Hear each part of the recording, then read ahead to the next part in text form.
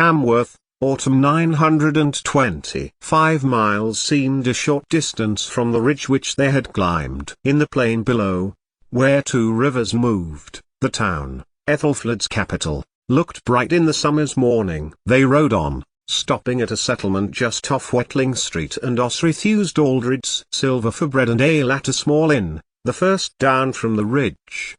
The Norse seemed nervous of taking it, but when she encouraged them, ate as if they had never seen food in their lives. They also walked strangely, and as Osrith looked she realized they must have been imprisoned longer than she thought. How long? Osrith asked Eilif, the elder of the 2 grandfathers. Since spring, Kriegvikvind, he told her. No one in Mercia would buy us. Why?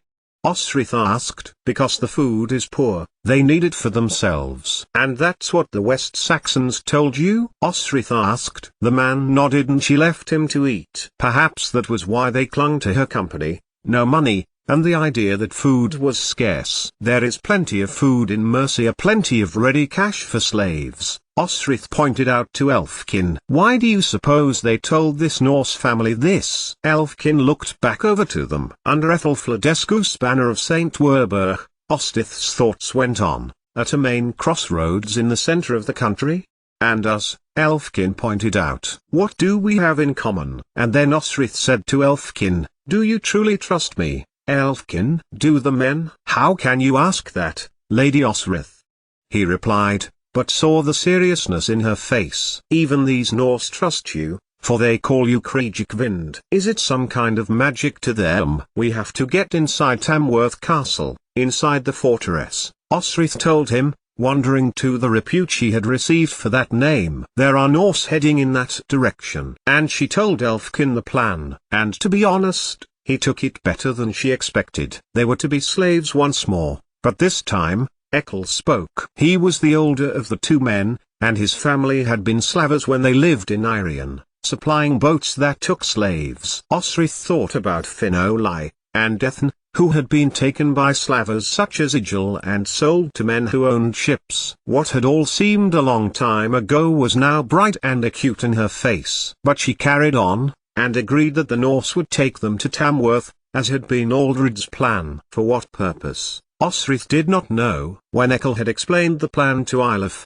that they were to be disguised as Norse, he laughed, and accepted. Not much to work with, he said to Osrith, and they laughed, as did the men. They could do with a bath, and so into the Tame they went, fully clothed, and when they came out he and the other grandfather tried to make her warriors as Norse-like as possible, putting clay through their hair and tying it back, tying a band around their waists. When they had finished he shook his head. Just poor men who have been captive so long, they have forgotten who they are, Ekkel, the other grandfather said. You are all very good at being Norse, Osrith lied, when Elfkin asked for the translation. Kaltigar, who knew some Norse, gave Osrith a doubtful look. We play the game, and when we are inside the fortress, you will be amongst friends, she told them. And then the fun really begins, for she had to stop whatever was happening inside Tamworth's walls, stop the unity between Wessex and Mercia and Sigtrygg's Northumbria. But as they fastened ropes about one another's ankles, at a pretense of enslavement, and Osrith saw more Norse heading to Offa's city, 88,888,888. They were a mile away, when the Norse who were pretending to be their captors chanced upon more Norse. Where are you going? Ekkel asked the man, in whose company a woman and a child rode. To the city, he told Ekkel, nodding to Tamworth. To our cousin, Sigtrygg. Ah, thought Osrith, he was going to the city. But why? What had Ethelstan called them all there for? And the child? Ekkel asked. The boy shied away from him, but Osrith caught a glimpse of disfigurement to his face. A bone, perhaps, out of place, or damage when he was born. He had the look of Neil Glundube for a moment, and Osrith's heart softened when she thought of the boy, grown to a man, called to a truce, a meeting such as in Tamworth, and then slaughtered.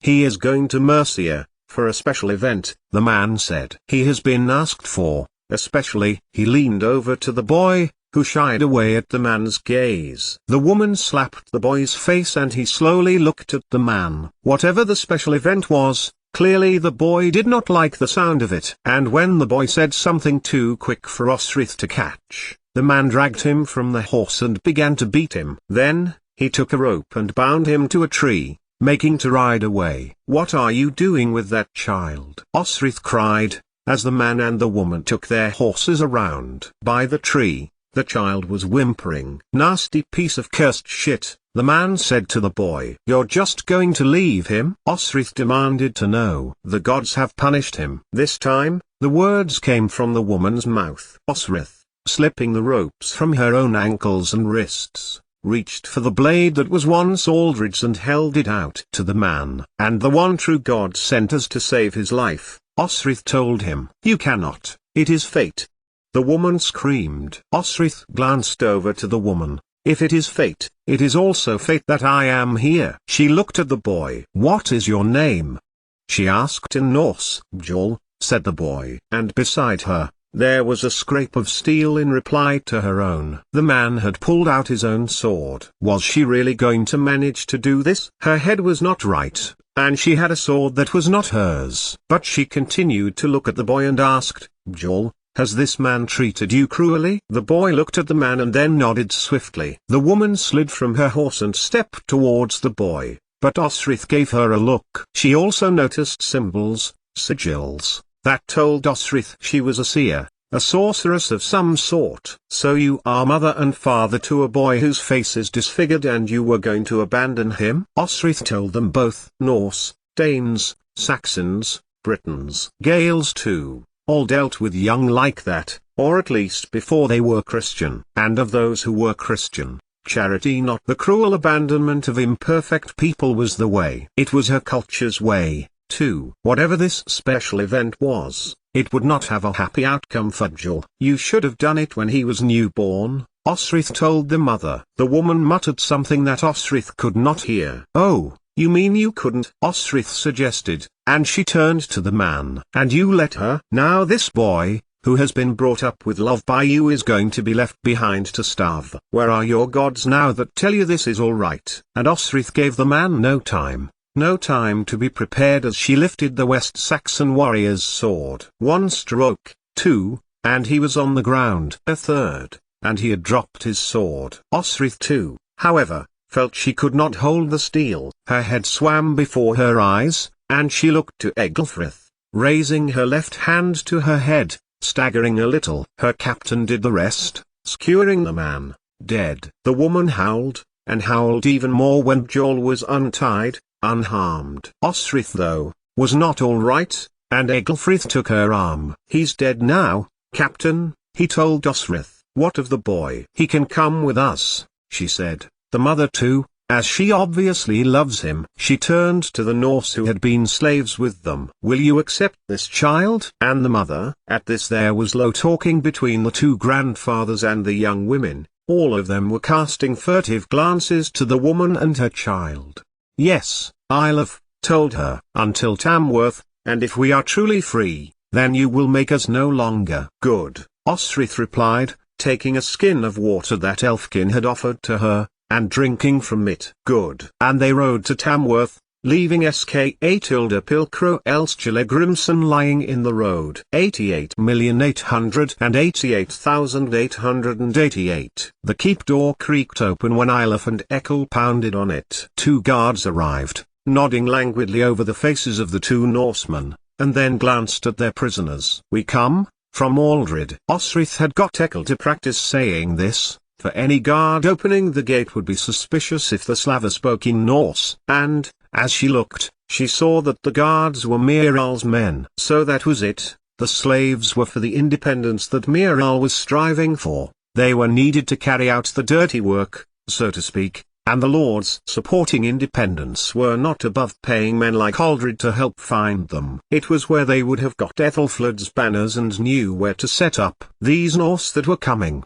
sending Sigtryggr here to talk strategy at a large Witten, while the other Norse will invade. Distasteful, Osrith thought, as she wrote to Admiral, her friend. How could he be mixed up in all of this? Was independence such a goal to him, and poor, dead Elfrith, that they would go to any length to acquire it? For it was Miral's man, Hermund, who was standing just inside the gate, noting the slaves being ushered in. Osrith hid her head and looked at the floor. And beside her, Osrith felt a little body, and she looked down to her leg. The boy, who was to have been abandoned, or faced some other sort of danger at Tamworth, was walking beside her. Osrith glanced back, and saw the angry look on the mother's face. Clearly she was furious that the boy had given her the slip. "This way," the guard said, pointing to a wide passage lit by torches that led under the fortress at Tamworth, and to Eckel, making to shut the gate, said, "You can go now."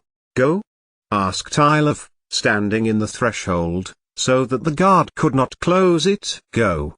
Their warrior told him. But Eilif knew the game and played it well. He put out a hand waiting for payment. "Here," said the guard, playing a bag of silver into the man's hand. Eilif waited, and his persistence paid off, the guard looking reluctant to hand over the second bag. The Norse turned. The last Osrith saw of them was the outraged look on the woman's face that the boy had thwarted her. "What's this?"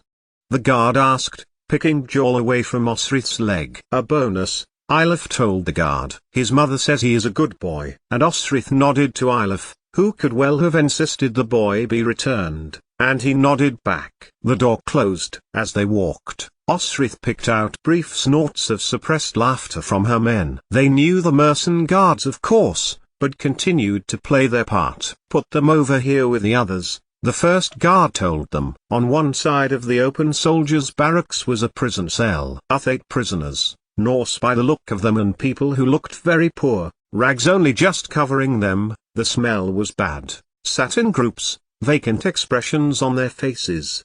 "No," the second guard said, "the commander will want to speak to them first." And Osrith found herself face to face with Miral, her dear friend, and she suppressed the urge to grin. "So, who speaks for you?" Miral demanded, when none of them moved or gave any protest. "I do," Osrith told him. "We are outlaws, and were captured and became slaves. We chose to be," she added, garnishing the story. "We are fled from our lord." "What did you do?" Miral asked. "What did we not do?" Osrith replied, glancing over to her men. "Well, there was the drinking, and the whoring, all our lord's daughters." Miral's face froze, and amusement surged in Osrith's stomach. "Yes, we are him out of house and home, poured all his farm animals too, except the sheep. We aren't Cymric," she added. And then she looked at Elfkin, because if she hadn't she would have burst out laughing. "Oh, and his wife,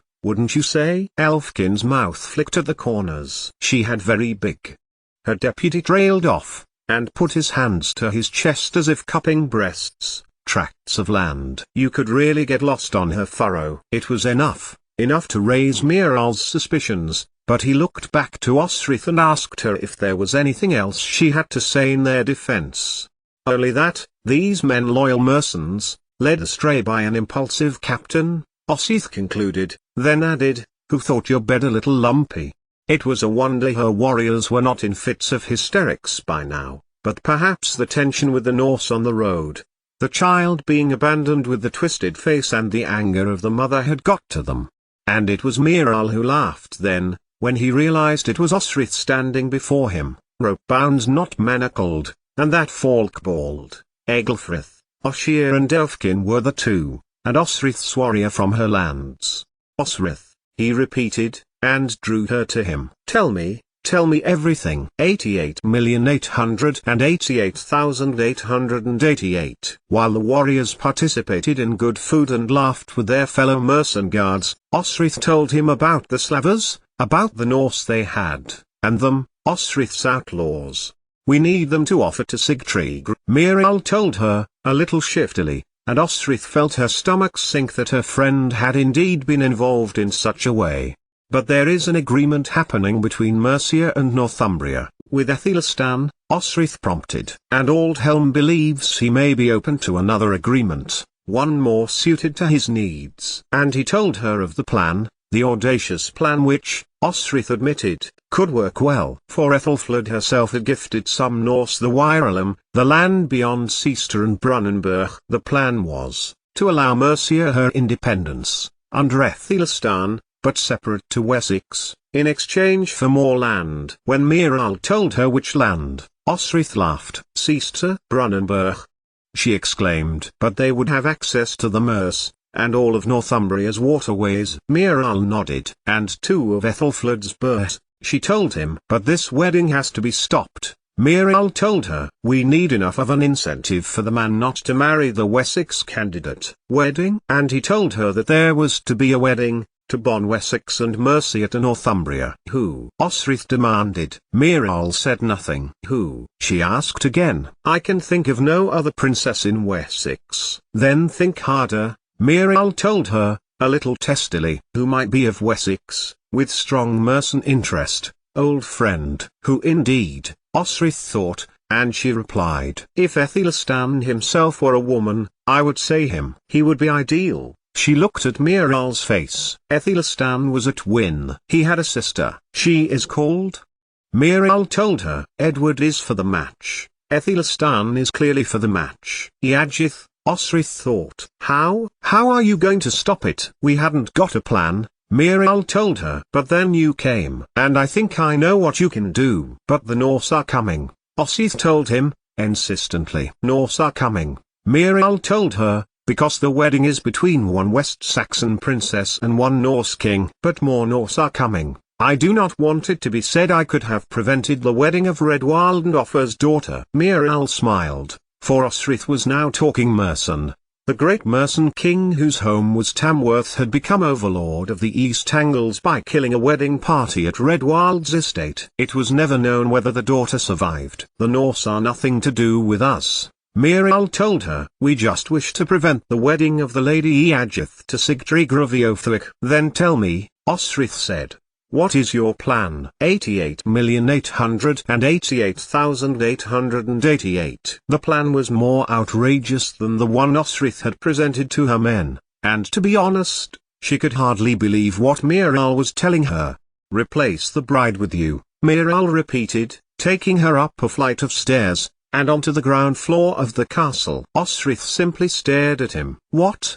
She said at last. That was ludicrous. She was a 50-year-old woman and Eadgyth was a girl. And then she thought of Joel, who had been entertaining her Mercian warriors with a story about Thor and his hammer. Osrith knew that story. The god had dressed up as a bride to steal back Mja Tilda Pilgrolna from the giants. While you can go up the Isle instead, and when you are shown to be, well, not Eadgyth, she can be on her way safely to Francia. Miral, she said, and reached for the man's arm. I will do this, for you, Osrith told him. But, will you release the slaves? Miral gave her no answer for a moment. Then, he nodded. And for the second time that day she suspected that there was something more to this than the straightforward Miral was telling her. And then him, in the shadows, just for a moment, the man who must truly be behind it all. Elfberh, Miral's brother, who had pulled in a reluctant Miral. There was no real independence movement, only the rebellion of one man who sought to gain control of as much land as he could. Show me, Osrith told him. Show me the dress. There were lots of layers, silk and brocade and embroidery, with a large veil, as was the custom. It was ludicrous, but it had to work. Osrith had to do something to stop the rebellion. So for her friend, and her poor dear departed Elfrith, she was going to be the best fake bride that could ever be. 88,888,888. I do like a wedding, Finan said to Uhtred, as the nobles of Mercia, Wessex, and the Norse of Eothwic continued to assemble. And the Lord of Bibbenberg has made an appearance, he added, smiling to his lord. And the King of Eothwic, Uhtred added, nodding to his son-in-law. I wonder what he is feeling like now? Finan mused. Nervous, like all bridegrooms, Uhtred replied. He was scanning the people, looking for anything amiss. And he thought he may have found it when a bunch of about a dozen slaves were inched to one side of the church to the other. Finan was staring at them, looking them over one by one. And here comes the bride, Sihtric said, near Uhtred's ear. They watched as Sigtrygg's bride, surrounded by a guard of Mercians, walked slowly up the center of the church. She doesn't look very happy, said Osferth, looking at the dipped head of the woman coming slowly towards the altar. "How can you tell?" Sigtryg asked him. "You can't even see her face." They all looked at the slow procession of Sigtrygg's bride, surrounded by 4 West Saxon guards. How Miral had located the uniform, he didn't say, but Osferth reckoned on Elfberg. The whole of the setup seemed very well funded, and she would have loved to have known where that money was coming from. At least her men were with her, whatever was about to happen. "What are you thinking, Lord?" Finan asked tutored. "That, after everything, a grandson of Ivar the Boneless is marrying a granddaughter of Alfred," he told his friend. "You? That I recognize there is rope around the bride's ankles," Finan told him. "And that she has a weapon of some sort on her leg." A nudge to Berg got the young Norse boy to his feet, and Utad backed away through the crowd. As the bride, cloaked and hooded, got to the altar and turned to face Eadgith's intended. And in front of the crowd, from the crowd of slaves, a man was bringing a boy. It was Bjol, and it was Elfberg had him at the shoulder, his hands bound. "He has been brought on the occasion of your wedding, as a gift, from your kin, Skolskala Grimson," Elfberg told Sigtryg. The man looked at the boy, and then over to Ethelstan, then back to the boy. "My thanks," he told Elfberg, and then bent his head to Bjol, saying very quietly, "You are safe now, boy." Then he turned to the bishop, who looked between Sigtryg and Osferth, and approached them, a gospel on the eagle lectern beside him. He looked nervous, as most priests did when they saw Norse at such close quarters. But then a cry came from the back of the church. Osferth looked, noting Ethelstan at the front near the Merson nobles, and watched as a woman came hurling towards them. It was the Norse woman, possible mother of Bjol. The boy shrunk back close to Osferth, but the woman was too quick, and grabbed the boy by the shoulder, thrusting him towards Sigtryg. Bjol scuttled to Sigtryg's side, and cowered there. "No!" a woman cried, "he is to be your sacrifice." "My husband, dead at the hand of slaves," she added, and glared at the slaves behind Elfberg. "We brought him to you, our king, for fortune for your union, chosen by the gods." "No!" another cry came out, and this time it was Ethelstan. He was on his feet and addressing those assembled, his arm outstretched towards the woman and getting between her and the boy. "No," Ethelstan repeated. "This is a Christian wedding. There will be no sacrifices. I will not have such barbarity." But the woman was quick. She made to run to the boy, and got part of the way when Oshir, standing to the left of Osferth, pushed her off course. She stumbled towards Elfberg, and Osferth could see she had a knife in one hand. She was going to kill the boy, right there and then. Osferth turned, and leapt, bringing down the woman, who was already slashing the air with the blade, and she managed to knock it from her hand. The woman writhed like an angry cat, but Osferth was faster and she slammed the woman's hand against the altar, finally yielding the knife. "Take her away," Osferth demanded of her guard, and Elfkin strode to Osferth, seizing the woman and thrusting her towards the guards, who held her, one arm each. But the disquiet amongst the wedding guests did not subside. In fact, it increased, for someone near the West Saxon area, cried, "This is not Eadgith." A laugh began, which echoed around the church, and Osferth backed away, unhooded as she was, as her warriors stood close beside her. The shout had come from Ethel, a pretense at unity, then, from Ethelstan's half-brother. "It seems it is not," declared Sigtryg with interest, chuckling for a second when Osferth got to her feet and looked at Eothwic's king. "What is this, Lord Ethelstan?" he asked. "A part of your Christian wedding tradition?" But Ethelstan said nothing, for the woman who had tried to kill Bjol spoke again, and this time she was looking at Osferth through narrow eyes, a small smile at her lips. "Here is the slave that killed my husband, my king," she told Sigtryg. "Ska tilde your kin, was cut down when he attempted to leave this boy out for sacrifice to the gods for you." "Slave," Sigtryg repeated. "They are all slaves," she told him, and pointed out all of Osferth's men. Blades were suddenly at their throats. Beside her, Elfberg grinned. From east side of the church, Uhtred and his men moved to see the commotion. Eswi still under the threat of blade from Osferth. Uhtred turned to Eswi, and asked, "Was this your plan?" "Constantine's plan?" There was anger in his voice now, and with it, danger. "It was Mercia's plan," Eswi admitted. "They call themselves the True Mercenaries." "The True Mercenaries," Uhtred repeated. "Those who wish independence." "But it also helped Alba, did it not?" Uhtred pointed out. Eswi said nothing, because he was looking towards the altar. The bride, who certainly was not he, was being approached by the king of Eoferwick, who had his blade pointed at her chest. "Oh no, Osferth, no!" exclaimed Finan, as he watched, horrified. It got worse as he watched as his wife dropped the wedding cloak and stood before Sigtryggr, raising no weapon in response. "You killed my kin, Osferth Lackland," Sigtryggr said, loudly, so that all of the church could hear. Osferth looked back, the familiar tingling at the side of her head returning. She kept her eyes on the man and refused to look away, replying, "Yes, I killed the man who was trying to kill this boy for no other reason than he has a deformity." Sigtryggr looked her up and down, before glancing to Bjorn.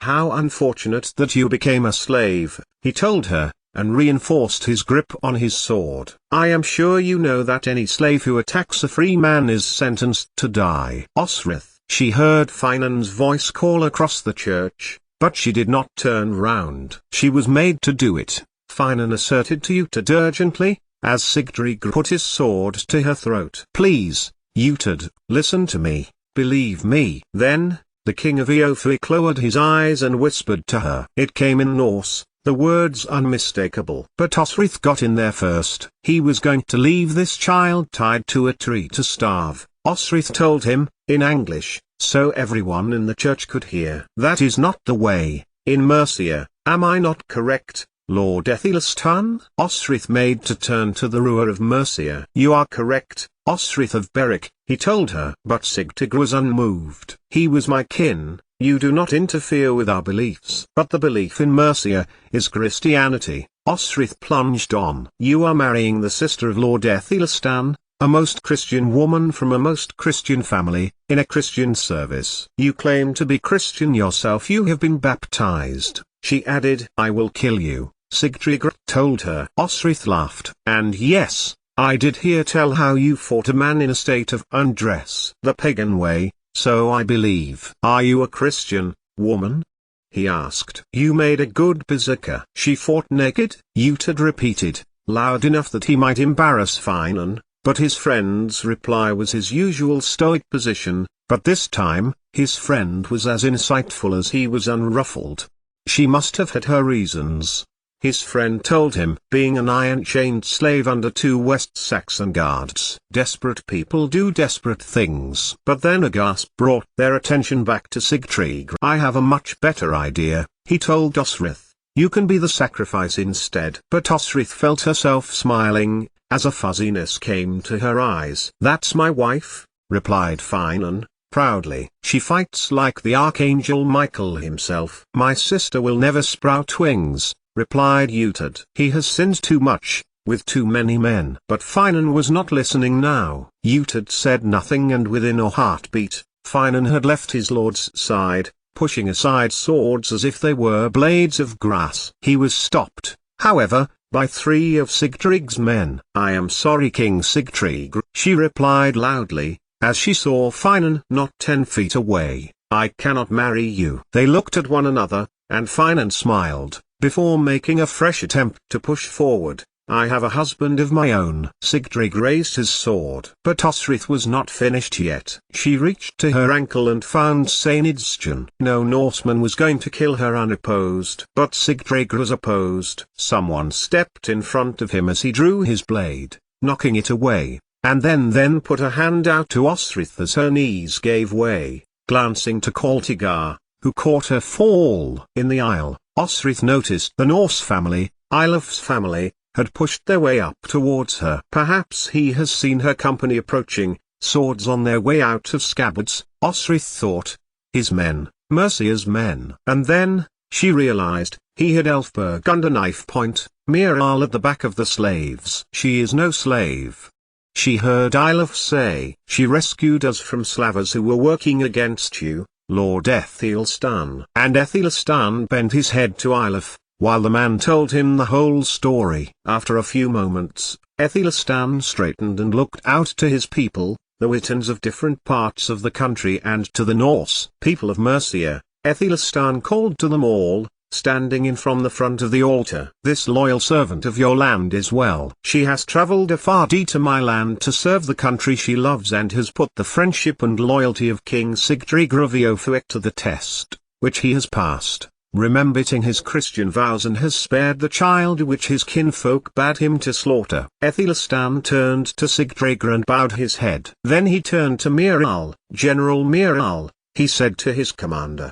promoting him as he spoke, "please take Osrith of Bernicia to rest, having received what I understand to be a blow to the head in her dedication to my land." Was this it? Osrith thought, as she looked at Miral. From the look on his face it did not seem like. He seemed like a man thwarted. Perhaps Ethelstan knew that all along. "I would like no man to say that I do not respect other cultures," he went on. "After the wedding to my sister, there will indeed be a sacrifice." He turned to look at Elfberg, and signaled that he should be held. "This man claims to be acting in the interests of Mercia. He is nothing but a self-serving rebel who has caused misery and discord in my land. So I ask all Mercians, whether they have known this man or never seen him before today, to reaffirm the oath they gave to me on my accession to Mercia, kneel to me and honor your word." And they did so. Osrith and Kaltigar stood back and watched her Mercians kneel, as did the rest of the guard, and the lords. It was a splendid sight, and she thought, and how clever of Ethelstan to get them all to do it, to wipe blame from all of them by starting again. If he was cunning enough, which he was, Ethelstan would already know the traitorous lords, and they would be dispatched at some time in the near future.